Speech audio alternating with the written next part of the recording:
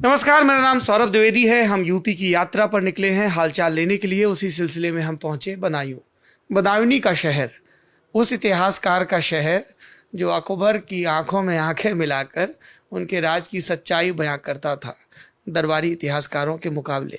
या फिर शकील बदायूंनी का शहर, कमाल के गीतकार, हिंदी फिल्मों से जुड़े हुए, मुगले आजम के गाने आपने सुने होंगे। पर ये इस शहर के सांस्कृतिक परिचय हैं। इस शहर का राजनीतिक परिचय ये है कि यहाँ से तमाम कद्दावर नेता आकर चुनाव लड़ते रहे और स्थानीय लोग ये भी कहते रहे कि बदायूं के नेता कब यहाँ पे आके चुनाव लड़ेंगे। यहाँ से शरद यादव, जबलपुर इंजीनियरिंग कॉलेज के स्टूडेंट, जबलपुर के सांसद रहे, वो आके चुनाव लड़े और जीते 89 में। और शेरवानी साहब यहाँ के कद्दावर नेता रहे। हमारे साथ धर्मेंद्र यादव जी हैं, सपा के नेता और 2 दफ़ा के सांसद, 2004 और 2009 और 2014। 2004 में तो आप मैनपुरी से लड़े थे, है ना। तो 3 दफ़ा के सांसद, बदायूं के 2 दफ़ा के सांसद। 2019 में चुनाव हार गए। हम लोग धर्मेंद्र यादव के बारे में रिसर्च कर रहे थे तो 2-3 चीज़ें प्रोमिनेंटली सामने आई। एक, जो आप माथे पे पट्टी बांध के लोकसभा गए थे, उसके बारे में बात करेंगे। दूसरा, एक IAS अधिकारी हैं दिनेश प्रताप सिंह, उनसे आप बड़े खफा रहते हैं। तो इन 2 मुद्दों पे बात करेंगे और भी कुछ मसलों पे चर्चा, क्योंकि हम यूपी का हालचाल लेने निकले हैं तो उस हालचाल के क्रम में नेताओं का हालचाल लेना भी ज़रूरी है। धर्मेंद्र जी, ये आप हर मंच पे अपने लोकसभा चुनाव की काउंटिंग का जिक्र करते हैं। लोकसभा चुनाव की जब हमने इलेक्शन कमीशन की वेबसाइट पर काउंटिंग देखी तो उसमें आप लगभग 18,000 वोटों से डॉक्टर संघमित्रा मौर्य, जो स्वामी प्रसाद मौर्य हैं, फिलहाल योगी आदित्यनाथ सरकार में मंत्री, पहले बसपा नेता रहे, उनकी बेटी, उनसे आप चुनाव हारे हैं। वो भाजपा के टिकट पे लड़ी थी। क्या दिक्कत है आपको उस काउंटिंग से? उस काउंटिंग में जो पड़े हुए वोट थे और जो काउंटेड वोट हैं, दोनों के बीच बहुत बड़ा अंतर है। और यही नहीं, उस चुनाव में तमाम तरीके की अनियमितताएं हुई हैं, जिसको लेकर हम माननीय उच्च न्यायालय में इलेक्शन पिटीशन में भी गए हुए हैं। एक सवाल ज़रूर आया था मीडिया की तरफ से, जो हमारे राष्ट्रीय अध्यक्ष जी ने एक सवाल उठाया है कि DM और EVM से बच के रहना है, संभल के रहना है इनसे।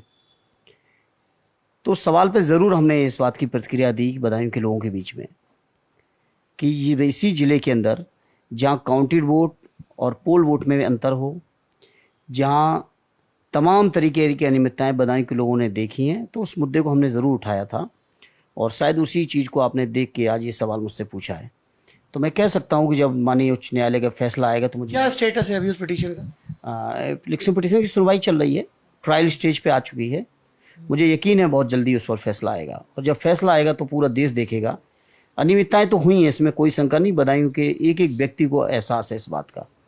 DM साहब ने टेंडर ले रखा था चुनाव जिताने का, उन्होंने अपना टेंडर पूरा भी किया और शायद उसका कहीं ना कहीं पुरस्कार पा रहे होंगे वो। DM साहब ने टेंडर ले रखा था से ऐसे साउंड कर रहा है जैसे उनकी कोई आपसे क्या निजी खुन्नस थी क्या आपके हिसाब से? नहीं, जहाँ तक खुंदस तो मुझे नहीं याद है कोई खुंदस है, लेकिन हो सकता है मुख्यमंत्री जी के ज़्यादा नज़दीक पहुँचने की तमन्ना हो। उस तमन्ना में बहुत कुछ गलत करके गए, इस बदायूं के लोगों को पता है सब। अब आप जब बदायूं में घूमेंगे तो आपको इस बात का एहसास खुद ही होगा। एक और आपका जो विजुअल जिसका मैंने जिक्र किया, आप माथे पे पट्टी बांध के लोकसभा पहुंचे थे, क्या हुआ था? ये लोकसभा का जिस दिन आखिरी दिन था, 13 फरवरी 2019 का दिन, और 12 फरवरी को मैं इलाहाबाद में था।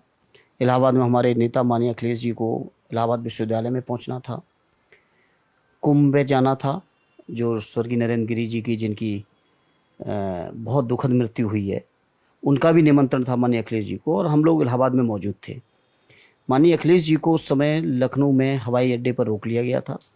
उसी के विरोध में हम लोग प्रदर्शन कर रहे थे, जिसमें लाठीचार्ज हुआ, बहुत सारे हमारे साथी घायल हुए और लाठियां हमारे ऊपर भी पड़ी, जिसकी वजह से मुझे पट्टी बांध के लोकसभा में जाना पड़ा। जी, उस मामले में फिर कुछ जांच वगैरह हुई?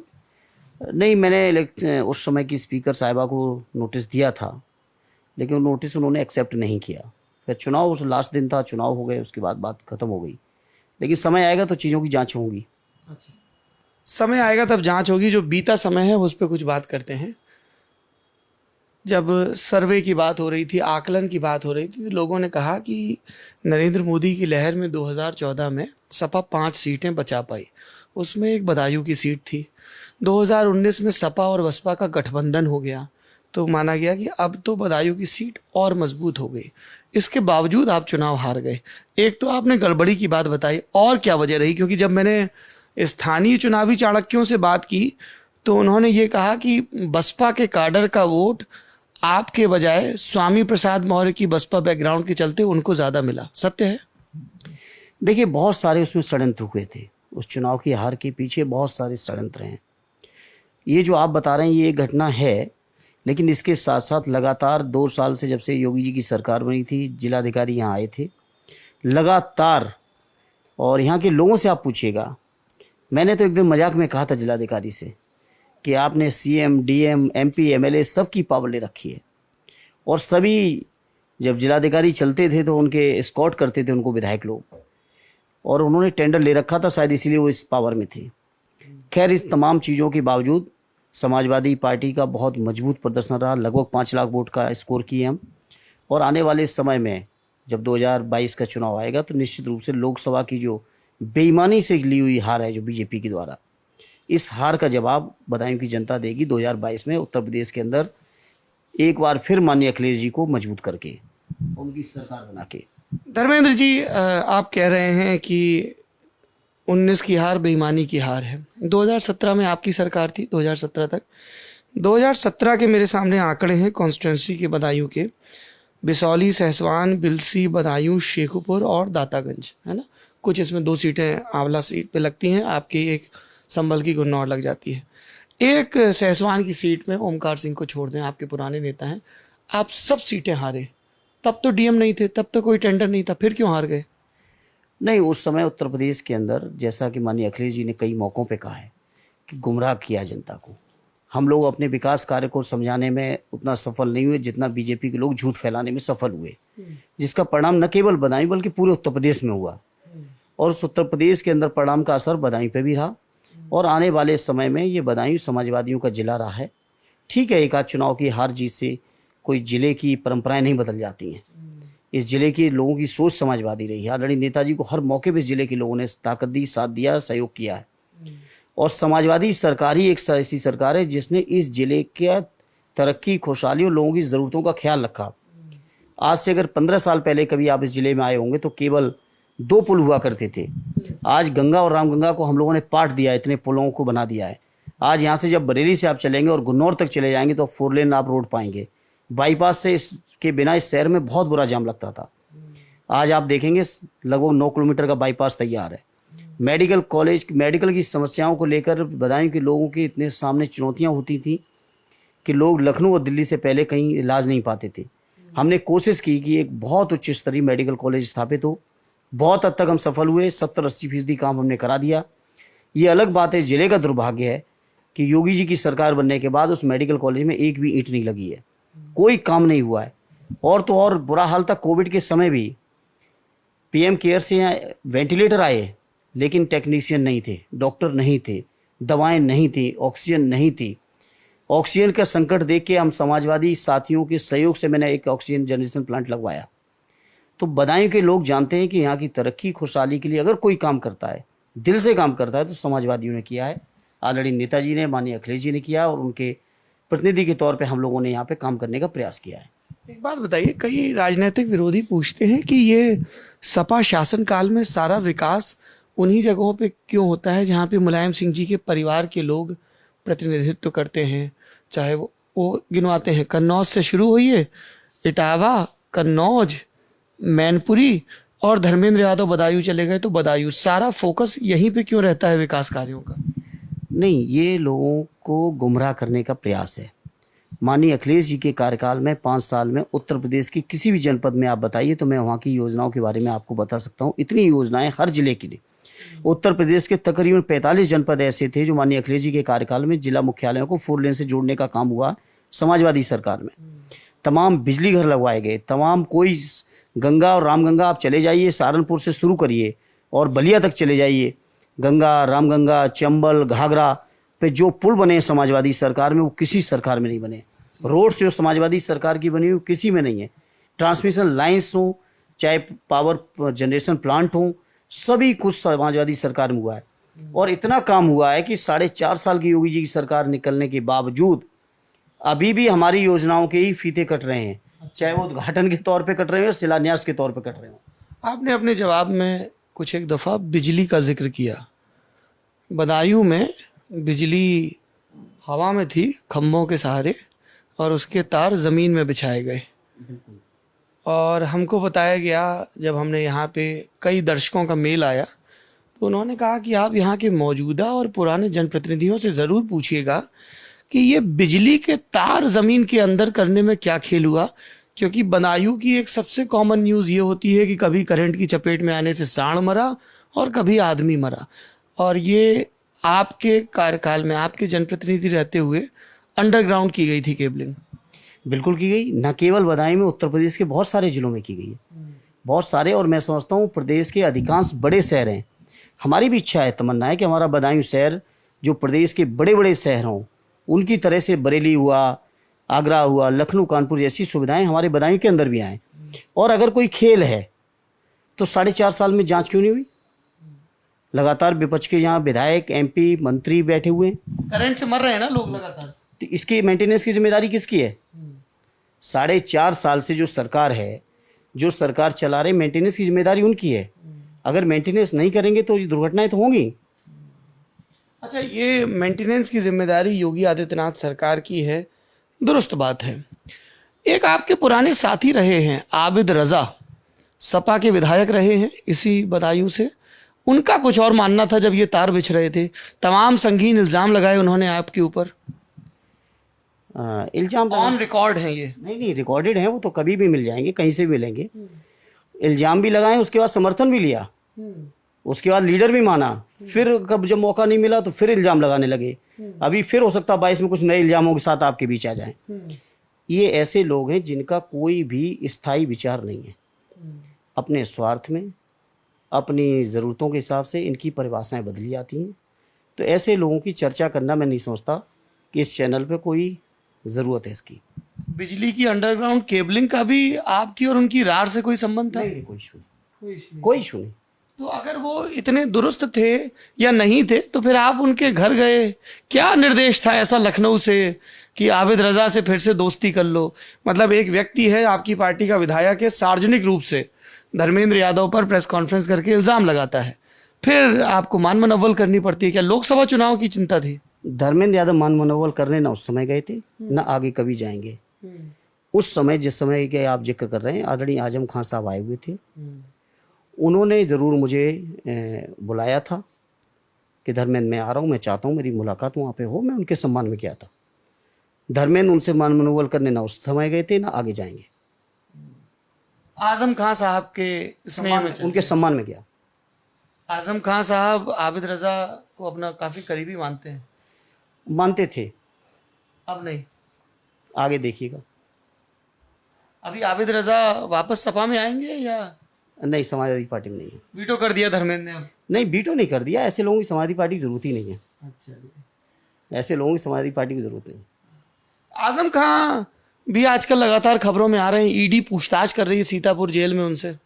देखिए, आदरणीय आजम साहब के साथ बहुत अन्याय हो रहा है, अत्याचार हो रहा है, शोषण हो रहा है। जब से योगी जी की सरकार बनी, विशेषकर 2019 के बाद से लगातार उनके खिलाफ जो अकल्पनीय चीज़ें हैं, बकरी चोरी क्या आजम साहब करेंगे? क्या भैंस की चोरी करेंगे? क्या किताबों की चोरी करेंगे? इस तरह के नाजायज़ आरोप उनके ऊपर लगातार लगाए जा रहे हैं। और समाजवादी पार्टी इस मुद्दे पर लगातार संघर्ष में है और आजम साहब के साथ है पूरी पार्टी, बहुत मजबूती के साथ। आजम खान बकरी की चोरी करेंगे ऐसा तो प्रथम दृष्टया नहीं लगता है, लेकिन जो जौहर विश्वविद्यालय है उसके आसपास के कई गांव, लल्लन टॉप भी ऐसे कई गांवों के दौरे पर गया। मसलन एक गांव है, बड़ा खूबसूरत नाम है उस गांव का, इसलिए याद भी रहा, आलिया। वहाँ के कई किसानों ने, गरीब किसानों ने ये इल्ज़ाम लगाया कि जबरन हमारी ज़मीन लिखवा ली गई, और उनके बेटे के जन्म पत्र, जन्म तिथि में हेरफेर का मामला, इसी में फ़िलहाल वो जेल में बंद है सीतापुर में, कई मामलों के इतर।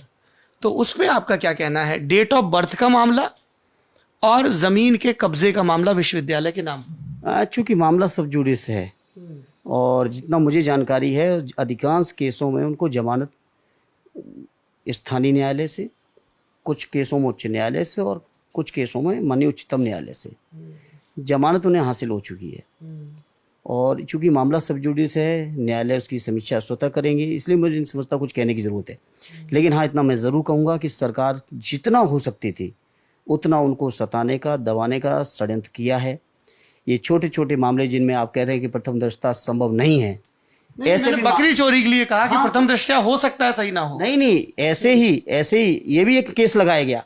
इससे सरकार की मनसा का आप अंदाज लगा सकते हो कि क्या मनसा है, कि बकरी चोरी, भैंस चोरी, किताबें चोरी, मुर्गी चोरी, इस तरह के जो बेबुनियाद आरोप जब सरकार लगा सकती है तो सरकार की मनसा इससे अंदाज। आपने कहा सब जुडिशियल मामला, तो हो सकता है कि पुरानी पुस्तकों की पांडुलिपियों को जबरन विश्वविद्यालय में लाने का मामला सही नहीं। ऐसा कुछ भी नहीं है, ऐसा कुछ भी नहीं है। आजम साहब ने, मैं समझता हूँ, बहुत मेहनत करके और अपने जीवन का संपूर्ण ताकत लगा के उन्होंने विश्वविद्यालय को बनाने का प्रयास हुआ है। और ये बीजेपी के लोग चाहते ही नहीं, ये खुद तो कुछ बनाते नहीं, बनाने वालों के ऊपर इल्ज़ाम लगा के उनको जेल भेजने का काम करते हैं। इन्होंने तो कुछ करके दिया नहीं। जो माननीय अखिलेश जी ने सिद्धार्थ विश्वविद्यालय बनाया था सिद्धार्थनगर में, बलिया में चंद्रशेखर जी के नाम से विश्वविद्यालय की घोषणा की थी, इलाहाबाद में एक स्टेट यूनिवर्सिटी की घोषणा की थी, उन कामों को तो पूरा करके नहीं दिया। हमारा मेडिकल कॉलेज ज्यों के त्यों पड़ा हुआ है। हमारा ही मेडिकल कॉलेज नहीं बल्कि उत्तर प्रदेश के अधिकांश मेडिकल कॉलेज ज्यों के त्यों पड़े हुए। तो जो काम क्रिएटिव होने चाहिए थे उत्तर प्रदेश सरकार, उत्तर प्रदेश की जनता के लिए, बेहतरी के लिए, उन कामों पे तो ध्यान नहीं है। कैसे आजम साहब को फंसाया जा सके, कैसे समाजवादियों पे मुकदमे लगाए जा सके, कैसे जांच कराई जा सके, इसी काम में योगी जी व्यस्त हैं। एक लखनऊ में बुजुर्ग पत्रकार मिले, कह रहे थे कि आप तो सब पार्टियों के नेताओं से मिलते हैं, कभी मिलिएगा तो पूछिएगा। बोले हमको ऐसा लगता है कि अब आजम खान वाले मामले में सपा की स्थिति ऐसी हो गई है कि जो नई सपा अखिलेश बनाना चाहते हैं, युवा चेहरे हर जिले से, तो आजम खान उसमें फिट नहीं बैठ रहे हैं। तो ना उगलते बन रहा है ना निगलते बन रहा है। थोड़ा असमंजस में है पार्टी की क्या करे, क्योंकि वो अब उनसे आगे भी बढ़ना चाहती है। फिर फिरोजाबाद आगरा में एक नई चीज़ सुनने को मिली, हम सोचा अब आपसे मिलें तो पूछ लें कि राज बब्बर भी अब आने को तैयार हैं सपा में, क्योंकि उनको तो अमर सिंह और आजम खान से दिक्कत थी। अमर सिंह अब दुनिया में नहीं है और आजम खान राजनीतिक रूप से किनारे लग चुके हैं। मैं इन दोनों मामलों पे आपकी टिप्पणी चाहता हूँ। देखिए, कौन आना चाहता, आने को तो मैं अगर कहूँ कि संपूर्ण विपक्ष का केंद्र माननीय अखिलेश यादव जी उत्तर प्रदेश की जमीन पे हैं और आने वाले समय में हिंदुस्तान की विपक्ष का केंद्र माननीय अखिलेश यादव जी होंगे, इसमें किसी को शंका नहीं होनी चाहिए। तो जिसको विपक्ष की राजनीति करनी, स्वाभाविक उनका आकर्षण माननीय अखिलेश जी हैं। लेकिन किनको लेना है, नहीं लेना है, किन परिस्थितियों में लेंगे, नहीं लेंगे, ये माननीय अखिलेश यादव जी का और पार्टी लीडरशिप का फैसला होगा। जहाँ तक सवाल है, आपने कहा नई सपा में, तो नई सपा के नारे के साथ साथ ये भी है कि बड़ों का साथ युवाओं का हाथ, बड़ों का हाथ युवाओं का साथ। बड़ों का हाथ जरूरी है, बिल्कुल जरूरी है। शिवपाल चाचा का हाथ, उसके बारे में माननीय अखिलेश जी ने एक नहीं अनेक चैनलों पर, आपके चैनल पर भी चर्चा कर चुके हैं कि उनके दल के साथ एक गठबंधन की बात चल रही है और वो आने वाले समय में देखेंगे आप उसको। समाजवादी पार्टी और शिवपाल यादव की पार्टी, प्रगतिशील समाजवादी पार्टी के बीच गठबंधन की संभावना है, बात चल रही है, आप ये कह रहे हैं आधिकारिक रूप से? बिल्कुल, माननीय अखिलेश जी ने कहा है कि उनका एक दल है और हमारे बहुत सारे दलों के साथ गठबंधन किया है, चाहे वो महान दल हो, लोक दल हो, संजय चौहान जी का पूर्वांचल का दल है। इसी तरह से आदरणीय शिवपाल जी के भी दल की बात माननीय अखिलेश जी ने स्वीकारी है कि बात चल रही है, आने वाले समय में उस पर फैसला हो जाएगा। एक आखिरी सवाल, जो आपके यहाँ राजनीतिक प्रतिद्वंदी हैं डॉक्टर संघमित्रा मौर्य, वो तो जैसे आप मूलतः इटावा के रहने वाले हैं, सफई के रहने वाले हैं, मैनपुरी बगल का ज़िला है, आप यहाँ आके चुनाव लड़े, संघमित्रा मौर्य भी यहाँ आके चुनाव लड़ी, उनके कार्यकाल का आकलन कैसा है आपका? क्योंकि मुझे लोगों ने बताया कि सांसद हारे हुए और मौजूदा सांसद दोनों क्षेत्रों में पर्याप्त सक्रिय हैं, संघमित्रा मौर्य भी सक्रिय हैं और धर्मेंद्र यादव भी खूब आते रहते हैं। देखिए, सवाल केवल सक्रियता का नहीं है। आज वो सांसद भी हैं, उनकी पार्टी की उत्तर प्रदेश और दिल्ली केंद्र में दोनों जगह सरकार है। सांसद खुद या उनकी पार्टी के लोग ये बताएं कि 7 साल की बीजेपी की सरकार दिल्ली की, 5 साल, 4.5 साल, 5 साल होने जा रहे यूपी की सरकार के और 2.5 साल के लगभग उनके संसदीय कार्यकाल के भी हो गए। वो बताएं कि बदायूं की तरक्की के लिए उन्होंने क्या किया। माननीय अखिलेश जी की शुरू की हुई योजना को ही पूरा नहीं कर पाए। मैं सुन रहा था यहाँ के एक स्थानीय मंत्री को, किसी टीवी के इंटरव्यू को, तो उन्होंने कहा कि 400 kVA का बिजली घर उनके द्वारा बनवाया हुआ है, जिसके बारे में मैं कह सकता हूं 2016 में माननीय अखिलेश यादव जी के कैबिनेट से अप्रूवल, उस समय की 418 करोड़ की योजना, जिसको मेरे अनुरोध पर माननीय अखिलेश जी ने सैंक्शन किया था, वो योजना भी उन्हीं की है। बाईपास जो मैं समझता हूँ माननीय अखिलेश जी के टेन्योर में कम से कम 70% बन चुका था, केवल एक पुलिया बची थी, वो भी योजना उन्हीं की है। मेडिकल कॉलेज जो कि माननीय अखिलेश जी के टेन्योर के बाद अगर आप जाएं वहाँ के मेडिकल कॉलेज के लोगों से पूछें या रिकॉर्ड निकलवाएंगे तो जितनी भी सैंक्शन है उसमें से आप पाएंगे 70-75-80% सैंक्शन माननीय अखिलेश जी की कलम की है, वो भी उन्हीं के कार्यकाल की है। यहाँ से बरेली से लेके गुन्नौर तक का 4 लेन पूरा उस समय का क्या हुआ, वो भी उन्हीं का है। तो इस तरह ये पूरा करवा रहे हैं पूरा तो कभी आप कहते हैं कि हमारी योजनाएं पूरी नहीं करवा रहे, कभी आप कह रहे हैं हमारी योजनाएं पूरी करवा के नाम कमा रहे हैं। नहीं पूरी, मैं ये कह रहा हूं कि इनसे पूछिएगा, और मैं ऑन रिकॉर्ड कह रहा हूं, इसको सुना के आप पूछ लेना, एक भी नई सैंक्शन इस जिले के लिए बता दें। वो जो माननीय अखिलेश जी के सैंक्शन योजनाएं हैं, उन योजनाओं को तो पूरा करना अगली सरकार की जिम्मेदारी है, और फीता भी तो काट रहे हैं वो इसी को पूरा कर करके। अभी तक एक भी नई योजना सैंक्शन नहीं इस जिले में की है। जितने उस समय के पुल थे, सड़कें थी, बिजली की व्यवस्थाएं थी, अस्पताल की थी, मेडिकल की थी, सारी की सारी माननीय अखिलेश जी की क्यों योजनाएं, एक सिंगल योजना उनकी नहीं है। केवल लोगों में नफरत फैलाना, भाई से भाई को लड़ाना है। संघमित्रा मौर्य ये करती है, पूरी बीजेपी की पार्टी की बात कर रहा हूँ मैं, नॉट ओनली संघमित्रा तो बहुत छोटे हिस्सा है उस पार्टी की, मैं पूरी बीजेपी की बात कह रहा हूँ। एक योजना बताएं 7 साल में बीजेपी की दिल्ली की सरकार, 5 साल की यूपी की सरकार, 2.5 साल के सांसद का कार्यकाल, सभी कुछ मिलाने के बाद बता दें क्या करके दिया है। और जब समाजवादी पार्टी के बारे में आप जानकारी लेंगे तो आदरणीय नेताजी की 3.5 साल की जो 2003 से 7 की सरकार थी, या माननीय अखिलेश जी की 2012 से 17 वाली सरकार थी, 8.5 साल के अंदर ही इस जनपद में जो कुछ भी तरक्की आप देखोगे, किसी भी ईंट को उठाओगे तो केवल इन 2 सरकारों के और हमारे इन 2 नेताओं के कार्यकाल मिलेंगे।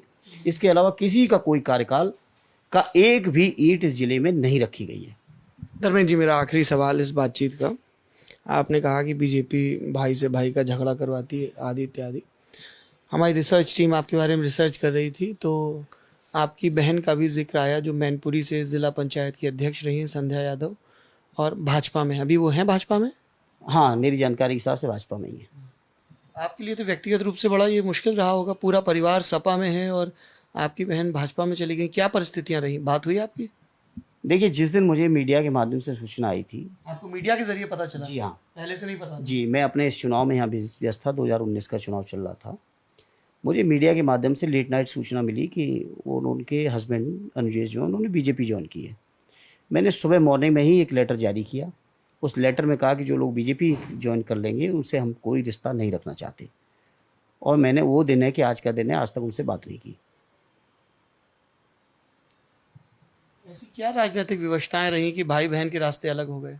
नहीं, अब ये तो वो जाने, उनसे हमसे कोई कंसर्न नहीं लिया, हमसे कोई डिस्कस नहीं किया। डिस्कस करते तो ये फैसला कभी ले नहीं सकते थे। तो जब वो फैसला ले चुके थे, फैसला सार्वजनिक हो चुका था, तो मैंने एक लेटर जारी किया। परिवार के बड़ों ने कोई बीच बचाव, कोई बातचीत, मध्यस्थता, जैसे आजम खान आके मध्यस्थता कर रहे थे आबिद रजा के मामले में? नहीं, ऐसी कोई ज़रूरत ही नहीं पड़ी, ना मैंने किसी से इस मुद्दे पर राय ली। जब मैंने सुनी तो मैंने स्वतः फैसला लिया। मैं यहीं था, बदायूं में ही था, मेरा चुनाव चल रहा था, और मैंने उसी दिन लेटर जारी कर दिया था। और व्यक्तिगत रूप से बहुत कष्टप्रद रहता होगा? नहीं, स्वाभाविक है, बुरा लगता है। ऐसा उनका फैसला नहीं होना चाहिए था जो फैसला उन्होंने लिया, और बुरा लगा तभी मैंने लेटर लिखा।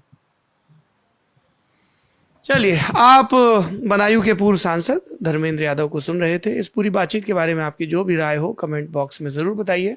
लल्लन टॉप यूपी का हालचाल लेता रहेगा। शुक्रिया।